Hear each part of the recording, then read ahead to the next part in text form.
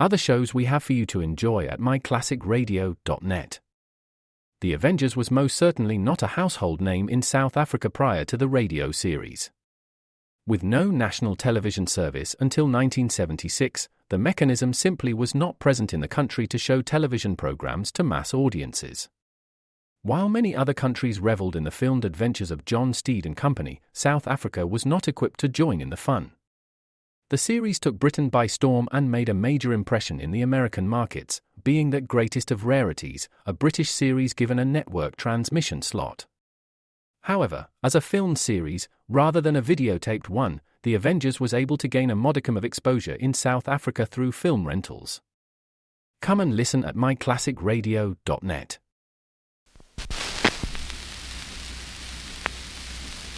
Once again we are abroad with the Lockharts.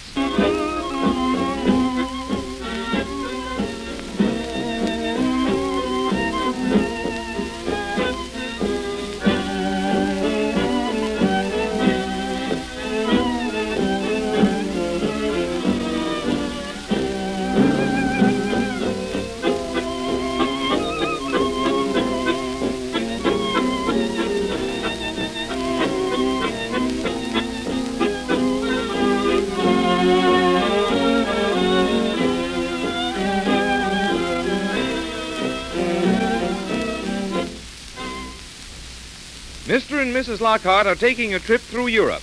That is, Mrs. Lockhart is taking Mr. Lockhart. As you probably know, Mr. Lockhart represents the average type of businessman.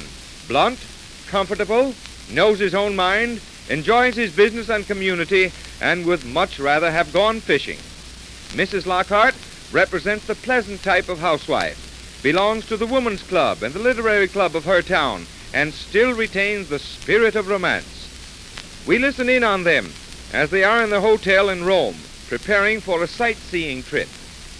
Well, my dear, I tell you, I can't stand this heat any longer. I don't find it hot, dear. The hotel is quite cool. When I say it's hot, it's hot. If you didn't take so many of those cooling drinks, you wouldn't feel so hot. Whatever possessed me to come down here with you is more than I can tell. You did it for me, dear. Well, there are some things no man should do for any woman, and this is one of them. You'll feel better after a while. Lord, I suppose old Charlie's taking it easy back home up at the lake, fishing and resting, and here am I, walking my dogs off, looking at things I don't remember 1 minute after I've seen them. Now, dear, that's just exaggeration. You do remember them, and it's not hot. Now, this afternoon we're going out alone. Just ourselves, dear. And we won't have to hurry. Just take our time. Oh, I can't go out again today, dear. But we must. We've only got a day or so longer here, and there's so much we haven't seen. Oh, it's too hot. If you take off that heavy suit and put on your light one, you'd be doing something sensible. Everyone in Rome wears light suits. And remember the motto, when in Rome, do as the Romans do. If I did as the Romans did, I'd stay right here in this hotel. Now you change your suit and get ready while I send off a note to Aunt Min. Oh. Funny we didn't have any mail from home, isn't it? Well, don't be long, dear. When in Rome, do as the Romans do. Now I know why those old birds in days gone by wore nothing but nightshirts.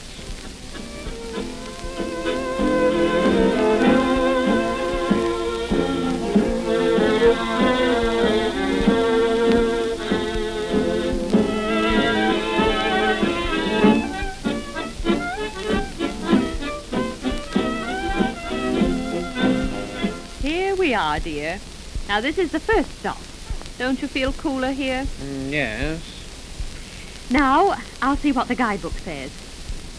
You see that house on the corner there? Yeah. That's the house where Keats and Shelley lived. Well, what about it? That's where they lived. Well, who are Sheets and Kelly? They might be the battery for today's game, for all I know. Oh, Will, it's Keats and Shelley. Well, what do these two birds do? Will, didn't you ever learn anything when you were at school? I certainly didn't learn anything about those two guys. Well, they were poets. Oh, just poets. Just a couple of poets.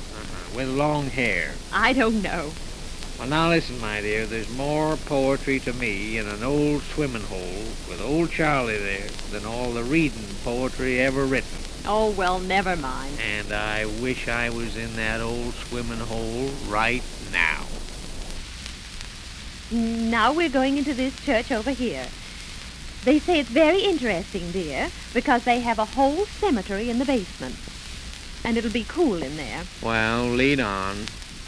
Now, when we get in, I want you to be quiet and don't make any impertinent remarks. I'll just be myself, dear, just the man you married. Well, then, we'd better not go in. What's in there, anyway? Well, it says that the walls of the basement are beautifully decorated in all sorts of designs with people's bones. Whoa, that's one place I can afford to pass up. Don't you want to go in? I do not. Oh, well, I guess I don't want to go in either. We'll get a taxi and go to the Forum. All right. Say, what did you say was the name of the nightshirt these old Romans used to wear? Togas? Ah, that's it. You know, that's not a bad idea for the summertime. Why? Well, for one thing, you get more breeze, and they don't bag at the knees, and you don't have to have 'em pressed. Oh, Will.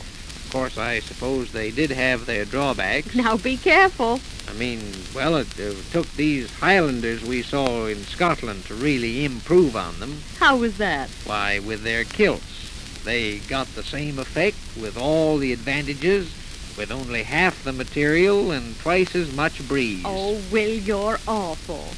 Here we are now at the Forum. Yeah. Now, this is where Mark Antony made his famous speech. Is that so? You remember, friends, Romans, and countrymen. I know. Lend me your ears. That's it. How did you know? We had that in an entertainment at school once. The reason I remember it was because Charlie and some other fellows and me had a lot of false ears made, and we threw 'em up on the platform. And I suppose you thought that was great fun. Sure worked out all right.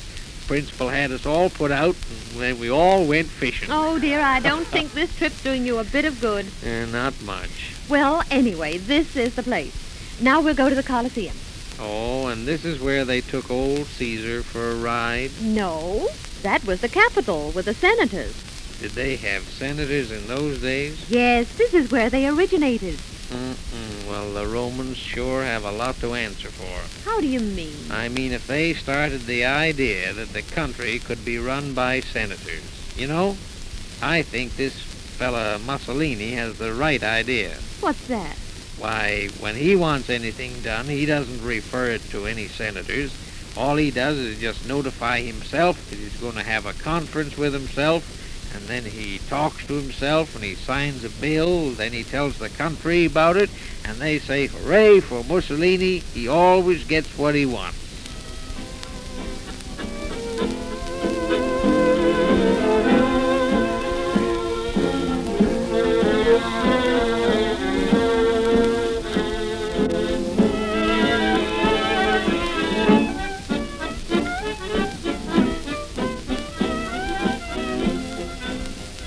Here's the Colosseum, dear. Isn't it wonderful? Why, it's just like our football stadium back home, isn't it?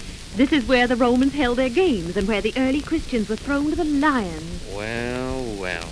You know, I'll bet those lions were sort of proud to eat those early Christians. Why, Will, what do you mean? Well, I mean just this. Those Christians were honest-to-goodness Christians, I take it, and when old man Lion was handed a Christian, he knew he was getting a good one. Why, dear. But I'll bet if that happened today, Brother Lion would turn up his nose at a lot of 'em and say, this ain't the good old Christian brand I used to get. Why, Will, you're talking to yourself. No, just thinking out loud. Do you, see those arches over there? What are they? Do you know? Oh, what do you mean, those over there? Those ruined arches? Yeah. They're all falling away. Yeah. Gosh, I wish old Charlie could see them.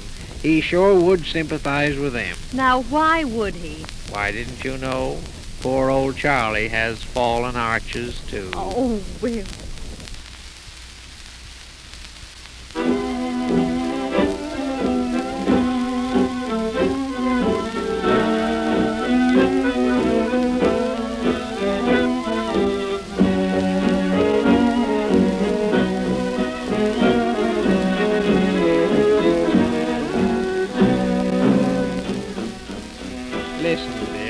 much more have we got to see? I'm hot and I'm tired. We'll just see this fountain, and then we'll run to the catacombs, and then we'll go back to the hotel. No, I'm not going to go to any catacombs. Oh, but dear, we ought to see them. Well, now, what are they? Just caves under the ground, aren't they? Yes, but... And they're damp, and I'm hot, and I'll catch a chill. Well, I don't want you to catch a cold. But we must just stop here at the Trevi Fountain. Here, give me a lira. What for? I want to throw it in the fountain. Well, here it is, but why? Because the legend says that if we throw a coin into the fountain, we'll surely come back to Rome. Well, my dear, you're sure going to give that legend a black eye, because we'll never come back here again if I know it. Well, I've thrown it in anyway. Now we'll go back to the hotel. It's about time. I'm tired and hot, and I'm woozy from looking at ruins. In fact, I think I've got ruinitis. Say, look back there now where you threw your money in. See those kids in the fountain? That's where your money's gone. Well, Just another gyp game for the tourists. Well, I'm glad I threw it in anyway. All right. Here's the hotel. Hooray for that. I'm so hot I feel like a Roman candle that's been burnt at both ends. And do you know what I'm going to do right now? What? I'm going to do as the Romans do. Going to go upstairs and take off these clothes and get into my toga and go to sleep. All right, dear. You have a good sleep, and I'll go and see if there's any mail yet.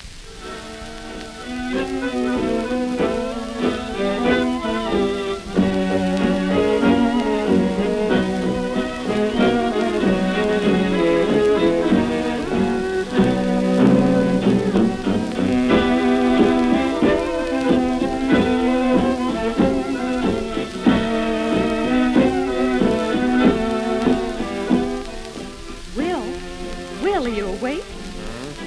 What is it? Here's a letter from Aunt Lynn.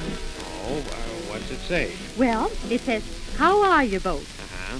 My, how we envy you seeing all those wonderful things in Europe. Anything about Charlie in there? Yes. And Charlie says to tell Will that it's been so terribly hot here all the summer that he's not been able to go fishing once. Well, what do you know about that? It's been 95 in the shade for the past 5 days, and everybody's just wilted to nothing. Well, How we envy you two, traveling around Europe, enjoying yourselves, while we just sit at home here, too tired to eat and too hot to even talk pleasantly to each other. well. There now, Will, what do you think of that? Well, you know, it seems kind of cooler here now. It's been cool all day, and I want you to do one thing. What's that, dear? Don't let me hear you complaining any more about the heat while we're over here. All right, dear. Now I'm going up to lie down and have a rest. All right. Poor old Charlie.